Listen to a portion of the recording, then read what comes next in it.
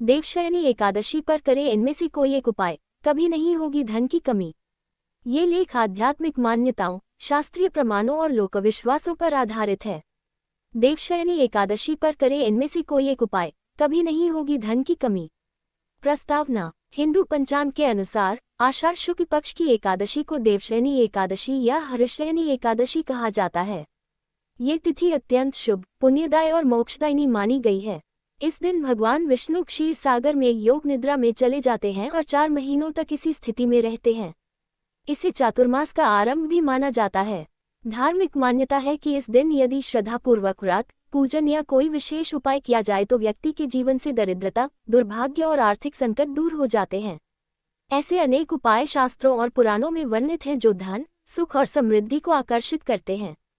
देवशयनी एकादशी का महत्व। देवशयनी एकादशी को लेकर अनेक धार्मिक शास्त्रों में उल्लेख मिलता है।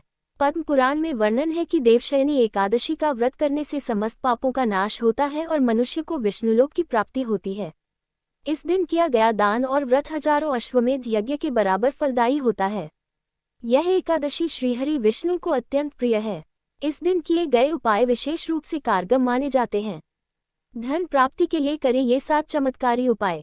नीचे बताए गए किसी एक उपाय को भी यदि पूरी श्रद्धा, विधि और विश्वास के साथ किया जाए तो जीवन में कभी धन की कमी नहीं होती। 1. विष्णु सहस्त्रनाम का पाठ और तुलसी पत्र अर्पण। देवशयनी एकादशी के दिन प्रातःकाल स्नान कर पीले वस्त्र पहने और भगवान विष्णु का पूजन करें।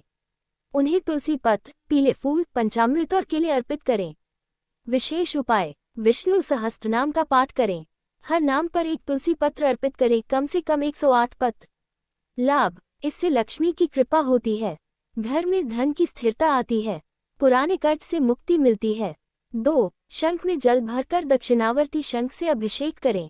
देवशयनी एकादशी के दिन दक्षिणावर्ती शंख में गंगाजल, केसर, चंदन और गुलाब जल मिलाकर भगवान विष्णु का अभिषेक करें। विधि। ओम नमो भगवते वासुदेवाय मंत्र बोलते हुए अभिषेक करें। फिर जल को घर के मुख्य द्वार पर छिड़कें। लाभ। दरिद्रता और नेगेटिव एनर्जी दूर होती है। माँ लक्ष्मी स्थायी निवास करती हैं। 3. पीली वस्तुओं का दान करें।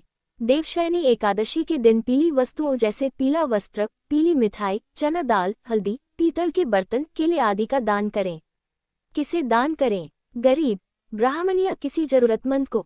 लाभ। ये दान भगवान विष्णु को प्रसन्न करता है। अगले 12 महीने तक आय में वृद्धि और व्यापार में उन्नति होती है। 4. घर में रखें श्री लक्ष्मी नारायण यंत्र।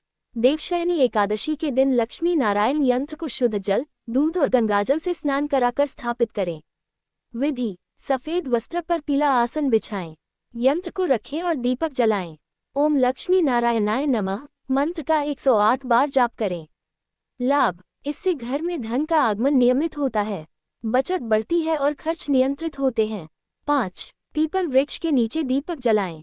इस दिन सूर्यास्त के बाद पीपल के वृक्ष के नीचे दीपक जलाएं और 11 परिक्रमा करें। मंत्र। ओम नमो भगवते वासुदेवाय का जाप करते रहें। लाभ। कुंडली के दोष शांत होते हैं। रुका हुआ पैसा वापस आता है। व्यापार में तेजी आती है। 6. लक्ष्मी गायत्री मंत्र का जाप। देवशयनी एकादशी पर लक्ष्मी गायत्री मंत्र का जाप अत्यंत प्रभावशाली माना जाता है।